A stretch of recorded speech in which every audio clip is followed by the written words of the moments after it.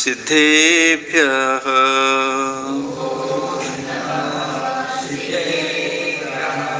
ॐ नमः सिद्धेभ्यः।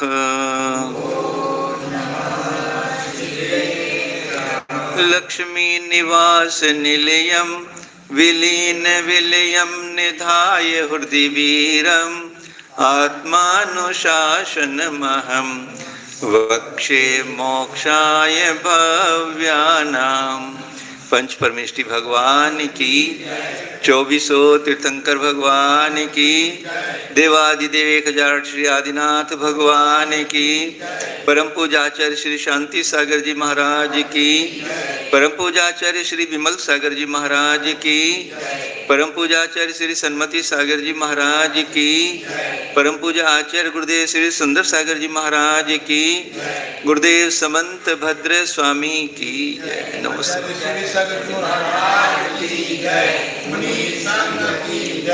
भव्य आत्माओं, आत्मानुशासन ग्रंथ है आचार्य भगवान गुणभद्र देव स्वामी द्वारा विरचित। इसमें कल बताया था कि कितना ही तप करो, परंतु यदि अंदर में एक कषाय बैठी है तो वो तप करना भी व्यर्थ हो जाता है। वो अनंत संसार का कारण, एक कषाय संसार में घुमाने का कारण बनती है। 215 नंबर का श्लोक आज चलेगा।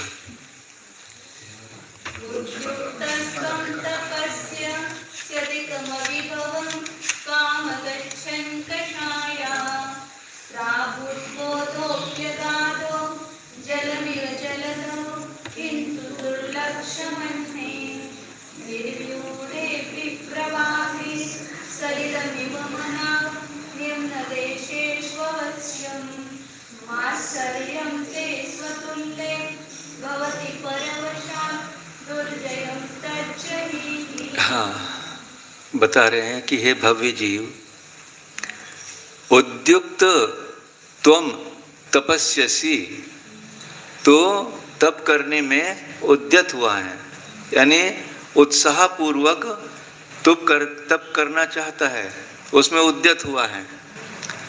और फिर कषायः त्वाम अधिकम अभिभवम अगच्छन्, और क्या है कि कषाय ने भी क्या किया है, तेरा अधिभव पराभव किया है, तिरोभूत किया तुझे, यानी कषाय भी तुझे छोड़कर चली गई, ये मानो। कषायों ने भी तेरा पराभव किया, यानी कषाय तेरे पास से चली गई, मान लीजिए। और क्या हुआ, प्राभूत बोध अपि, और तुझे प्रकृष्ट ज्ञान भी उत्पन्न हुआ है।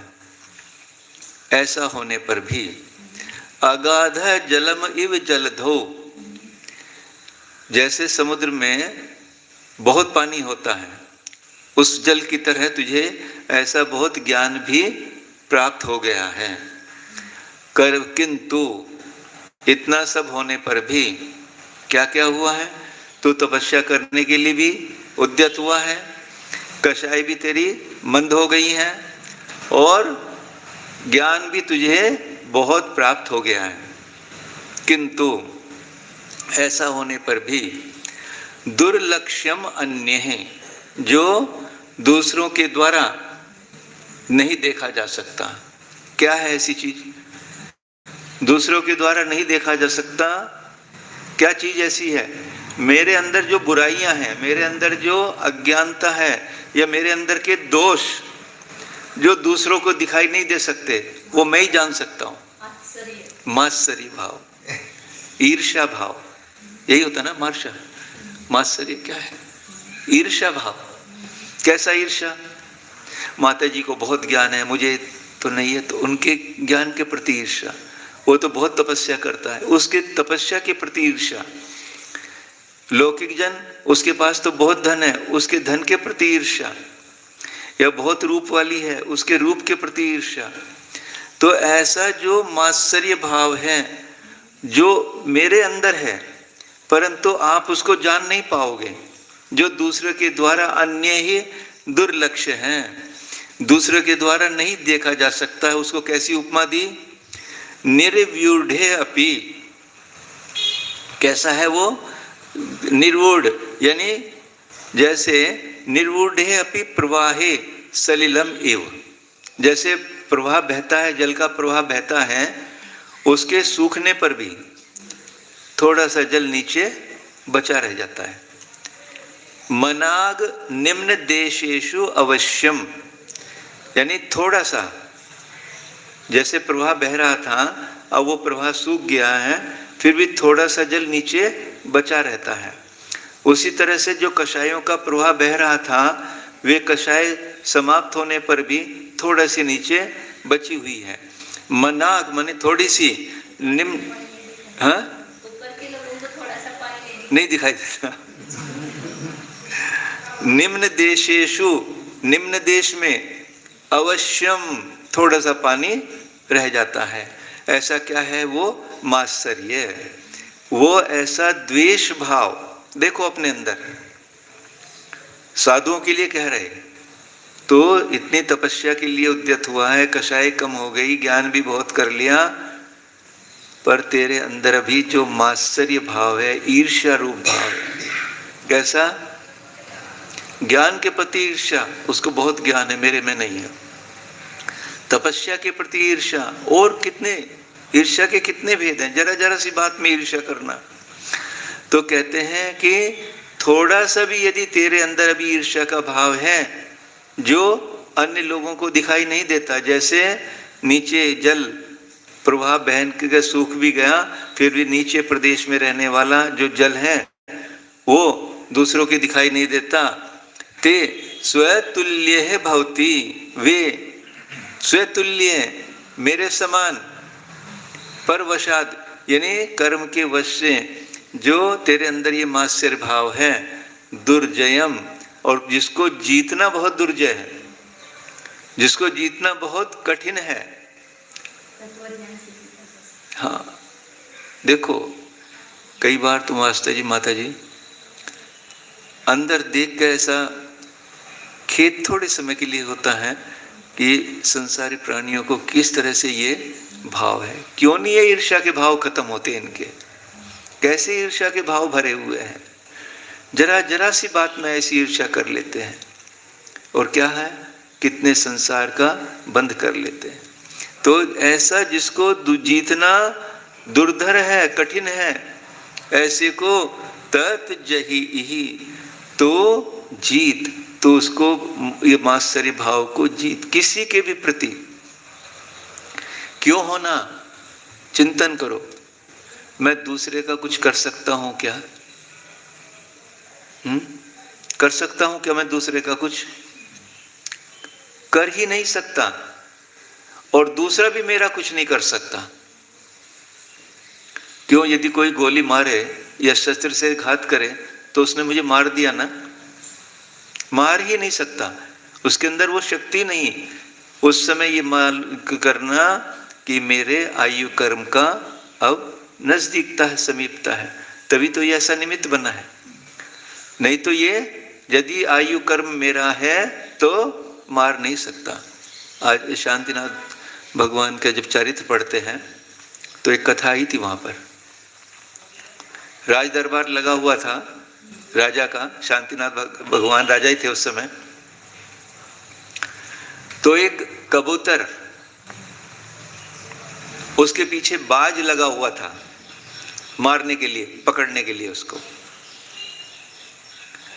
वो आके कबूतर भगवान के चरणों में गिर गया दरबार में, और बाज भी पीछे से आ गया, ये तो मेरा शिकार है। अब शांतिनाथ भगवान से वो प्रश्न कर रहा है, शिकारी, वो जो एक पक्षी होता है, बाज पक्षी, बाज पक्षी उस कबूतर के पीछे वे दौड़ता उड़ता हुआ आ रहा था उसको पकड़ने के लिए। वो चरणों की शरण में आ गया शांतिनाथ राजा के।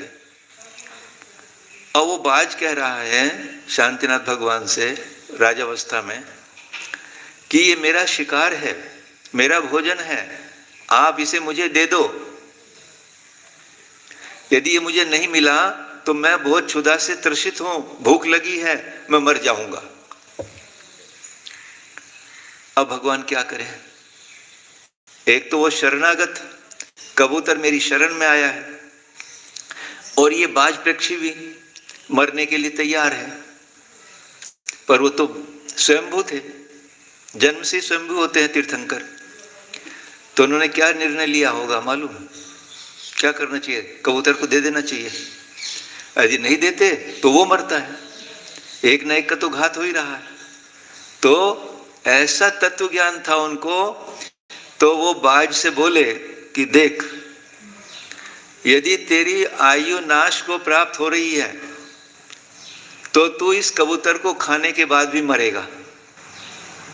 तू मरने से बच नहीं सकता यदि तेरा आयु कर्म समाप्त हो रहा है, और यदि तेरा आयु कर्म समाप्त नहीं है तो तू इसको बिना खाए भी मरने वाला नहीं है। परंतु ये मेरी शरणागत है, मेरे शरण में आ चुका है, अब मैं इसको तुझे देने वाला नहीं हूं। ये तत्व ज्ञान है। तो आचार्य कहते हैं कि कोई मेरा कुछ भी नहीं कर सकता, अच्छा भी नहीं कर सकता, बुरा भी नहीं कर सकता, परंतु हम ईर्ष्या भाव कर लेते हैं।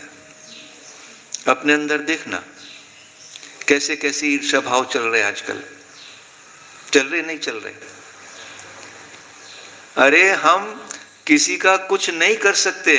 यदि कोई मेरी जगह पर आके बैठ गया भगवान की स्तुति करने के लिए तो बहुत अच्छा, करो, मैं तो पीछे बैठ के कर लूंगा। आज एक और जीव, भव्य जीव भगवान की स्तुति में रत हो गया है। कितना इसका शुभ कर्म का उदय है।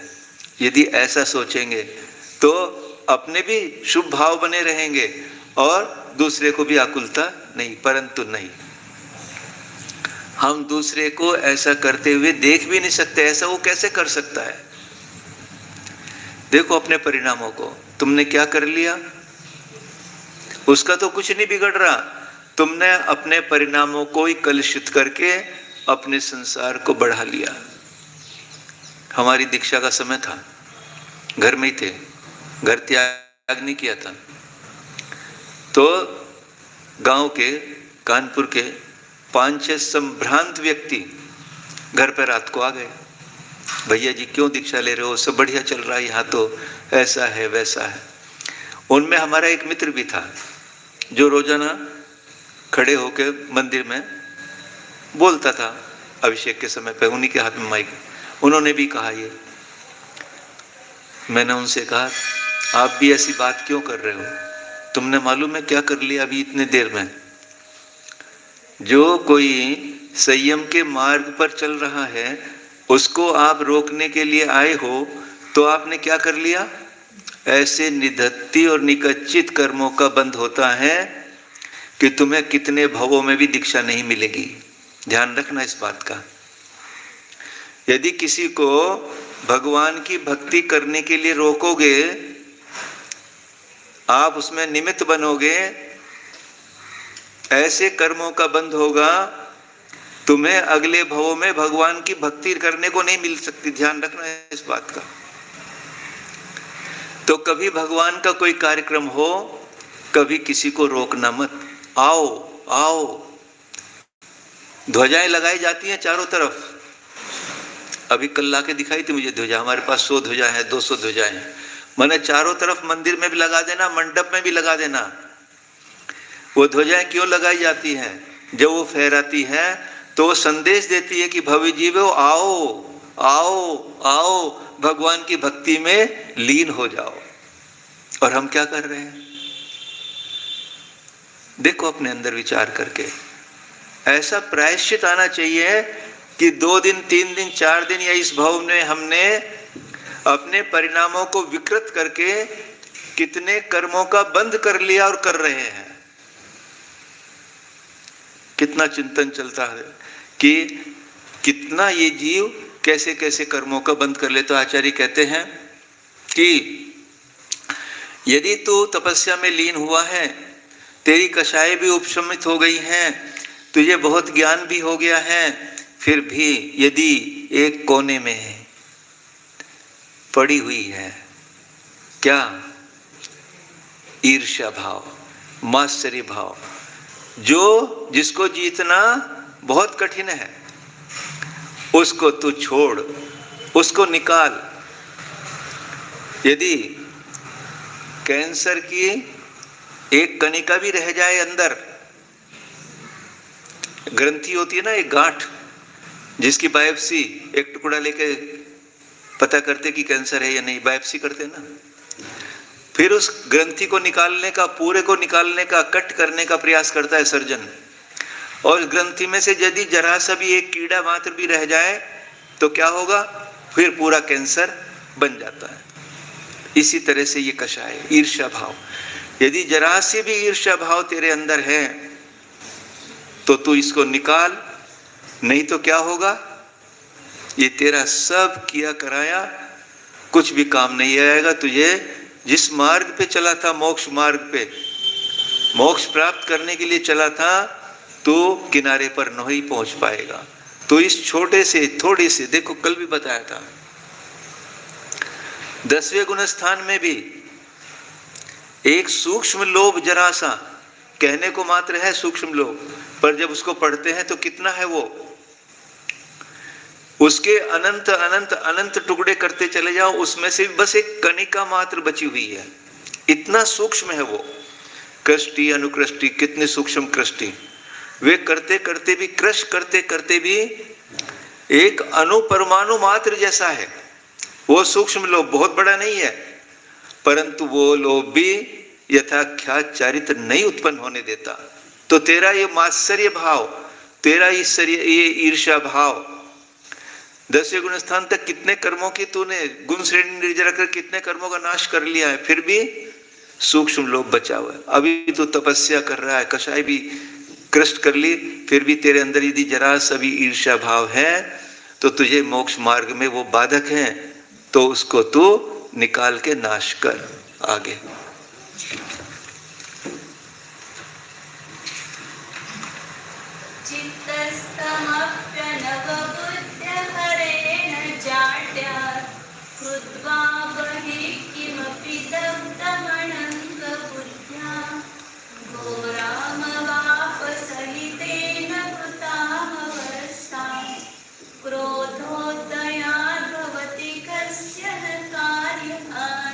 हाँ, अन्य मतियों के शास्त्रों में एक कथा आती है कि जब महादेव तपस्या कर रहे थे तो पार्वती कामदेव को प्रसन्न करने के लिए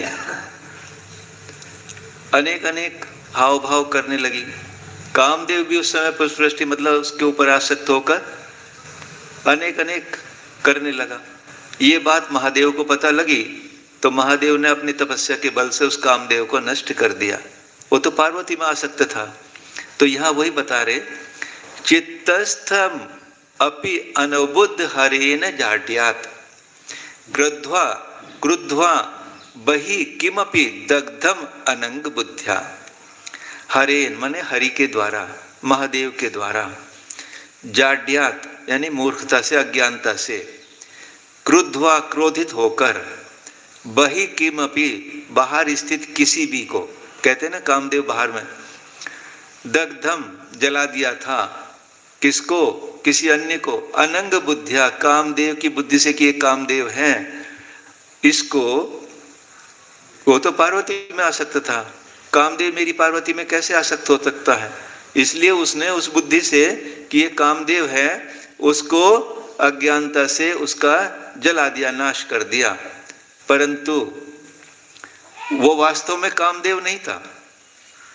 कामदेव तो कहाँ था, उसके चित्त में स्थित था, क्योंकि वो पार्वती में आसक्त था। तो चित्तस्थम अपि अनवबुद्ध, अपने चित्त में स्थित, अपने हृदय में स्थित जो कामदेव था उसको न जानता हुआ। बाहर में कोई कामदेव नहीं है, बाहर में कोई क्रोध मान माया लोभ नहीं है, बाहर में कोई ईर्ष्या भाव नहीं है। ईर्ष्या भाव तो तेरे अंदर ही, ऐसे वो कामदेव तेरे अंदर ही है, बाहर में कोई कामदेव नहीं है। परंतु ये कह रहे कि बाहर के कामदेव को तो तूने जला दिया, पर अंदर के कामदेव का क्या होगा, वास्तविक कामदेव तो तेरा अंदर बैठा हुआ है। घोराम अवाप ही आप सही तेन कृताम अवस्थाम, तेन यानी उस कामदेव के द्वारा,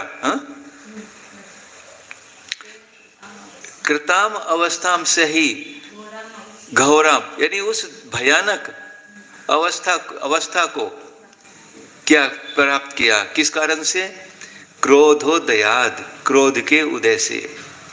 तो आचार्य कहते हैं क्रोध के उदय से कस्य न कार्य हानि भवति, किस कार्य की हानि नहीं होती। यदि क्रोध है सब कुछ नष्ट हो जाएगा। यानी जो तेरे अंदर क्रोध बैठा हुआ है उससे तेरे सब काम की हानि होती। बाहर में कोई क्रोध है उससे तेरा कुछ बिगड़ने वाला नहीं है।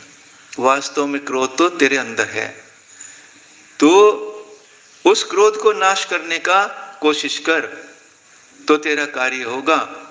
अंदर में जो क्रोध बैठा हुआ है उस क्रोध से ही सब कार्य की हानि, कुछ भी तेरा काम नहीं बन सकता, यानी सब काम बिगड़ जाते हैं। क्रोध के कारण सब कार्यों की हानि होती है। इसलिए अंदर बैठे हुए क्रोध को, जो हमारे अंदर क्रोध वासना क्रोध बैठा हुआ है, उसको नष्ट करने का प्रयास करना है। हाँ, आगे एक और कर लेते हैं आज। चक्रम विहाय निज दक्षिण बाहु संस्थं यत्राम्यजत्ननु सदैव सतेन मोदं वेषं तमापकिल बाहुबलीचिराय मानो मनागपि गतिं महतिं करोति। ये सबको मालूम है बाहुबली और भरत का। जब भरत 6 खंड को जीत के अयोध्या में प्रवेश कर रहे थे तो चक्र गेट पे रुक गया, अयोध्या के गेट पे, अंदर नहीं जाने दे रहा था। तो भरत ने जाना क्या बात है, तो मालूम हुआ कि अभी बाहुबली ने तेरी अधीनता स्वीकार नहीं की है, तो तेरा 6 खंड पे अभी राज नहीं हुआ। अभी बाहुबली को जीत, तब तेरी 6 खंड के ऊपर विजय होगी, तभी तू चक्रवर्ती कहलाएगा। तो उसने संदेश भेजा बाहुबली की, तुम अधीनता स्वीकार कर लो। बाहुबली ने मना कर दी, नहीं करूंगा। तो युद्ध करो। दोनों तरफ से संदेश भेजे गए। तो दोनों तो ज्ञानी थे, उसी भाव से मोक्ष जाने वाले थे। तो उन्होंने युद्ध के लिए विचार किया, बहुत जीवों की हिंसा हो जाएगी, इसलिए 3 युद्ध किए जिसमें हिंसा ना हो, जल, मल्ल और दृष्टि युद्ध। तीनों युद्ध करने में भी सूक्ष्म में बता रहे हैं, भरत पराजयी हो गए और बाहुबली जीत गए। तो इतनी जीत के बाद में भरत जब हार गए, भरत ने बिना सोचे समझे बाहुबली के ऊपर चक्र रत्न चला दिया और भूल गए। यहां 2 विशेष बातें बतानी है कि चक्र कभी भी अपने परिवार का घात नहीं करता, और दूसरा तद्भव मोक्ष का भी कभी घात नहीं कर सकता। जो इसी भाव से मोक्ष होने वाले हैं वो अकाल मृत्यु कभी उनकी नहीं होती, तो चक्र उनका भी घात नहीं कर सकता। तो ऐसा करते के साथ ही क्या हुआ, चक्र तो भरत ने छोड़ दिया, वो चक्र बाहुबली की 3 प्रदक्षिणा करते हुए उनके दाहिने हाथ में आकर स्थित हो गया। किसके हाथ में? बाहुबली के। तो वही बता रहे, निज दक्षिण बाहु संस्थम चक्रम, अपने दक्षिण दाहिने बाजू में स्थित चक्र को भी विहाय छोड़कर क्या किया, यत प्रावजन, जिसने दीक्षा धारण कर ली। यानी क्या कह रहे हैं आचार्य यहां कि सारे बाह्य परिग्रहों का त्याग करके चक्र को भी छोड़कर जिसने दीक्षा कर ली, तो क्या होना चाहिए, तदेवी सतेन मुक्ता, तो उससे उनकी मुक्ति हो जानी चाहिए उस समय। पर मुक्ति नहीं हुई। क्यों नहीं हुई मुक्ति? क्यों नहीं मुक्ति हुई? सब कुछ छोड़ दिया था, फिर भी अंदर कुछ बचा हुआ था। क्लेशम तम अतम तम आप आप किल बाहुबली चिराय, निश्चित ही बाहुबली को चिरकाल तक, 1 साल का योग दिया था, चिरकाल तक क्लेश की प्राप्ति हुई। फिर भी क्यों हुई? मानह मनागपि, थोड़ा सा भी मान, एक कषाय थी उनके अंदर कि मैं भरत की भूमि पर खड़ा हुआ हूं, एक मान कषाय थी। वो मान कषाय भी कैसे गई? जब तपस्या करते करते कुछ काल बीत गया, भरत उनके चरणों में आए और उनके चरणों की पूजा की। भरत मेरे चरणों में आ गया, इसने मेरी पूजा की, तब उनका मान गलित हुआ और उनको मोक्ष। तो आचार्य कहते हैं मना कपि, छोटा सा भी, थोड़ा सा भी, एक कणिका भी मान की, ईर्ष्या की, एक मनागपि मान अपि हतिम महतिम करोति, बहुत हानि को करता। एक कर्णिका भी, जरा सी कर्णिका भी, छोटी सी भी कितनी हानि करती है। और हमारे अंदर कितना है अध्यक्ष जी? कितना मान है, कितनी ईर्ष्या है, क्या हो रहा है यहाँ पर? दूसरे के प्रति कितनी ईर्ष्या और कितना मान भरा हुआ है। आचार्य कहते एक चिंगारी भी, कितने बड़े बड़े को जला देती है, एक चिंगारी मात्र भी। और हमारे अंदर तो मान की कितनी चिंगारी, ईर्ष्या की कितनी चिंगारी भरी हुई है। यदि अभी नहीं निकली ये चिंगारी तो कब निकलेगी भैया? विचार करना, आज बहुत विकल्प करना, अपने बहुत अंदर से चिंतन करना, आधा घंटे बैठकर कि हम किसके प्रति कितनी ईर्ष्या और कितना मान कर रहे हैं। यदि ये नहीं निकला, कुछ भी करना सार्थक नहीं है। ये सब नष्ट करने के लिए ये सब किया जाता है। इतने विधान, इतने संस्कार, इतने सब पूजा इसलिए की जाती है कि हमारे अंदर से सब ये मान ईर्ष्या भाव निकल जाए। यदि इसको करने से इतना बढ़ रहा है, क्या कर रहे हो? सब करना बेकार है आपका, कुछ भी करने का लाभ नहीं है भैया। आचार्य भगवान कहते समोसरम के अंदर कल भी बताया था, जो बैर विरोधी जीव, जो स्वाभाविक बैर वाले, कुत्ता बिल्ली, चूहा बिल्ली या शेर गाय, वे अपने स्वभाव को छोड़ देते हैं। हम क्या कर रहे हैं? विचार करना भैया। ये मान कभी भी हमारा हित नहीं, जन्म जन्म में हमारा अहित करने वाला है। विचार करना। चलिए यहीं पूर्ण करते। बोले आचार्य गुरुदेव सुंदर सागर जी महाराज की। जावानी के ज्ञान से सूझे लोकालो, सोवाणी मस्तक नमो सदा दे हूँ धो। देव भजो अरिहंत नित, गुरु सेवो निर्ग्रंथ, दया धर्म पालो सदा, यही मुक्ति का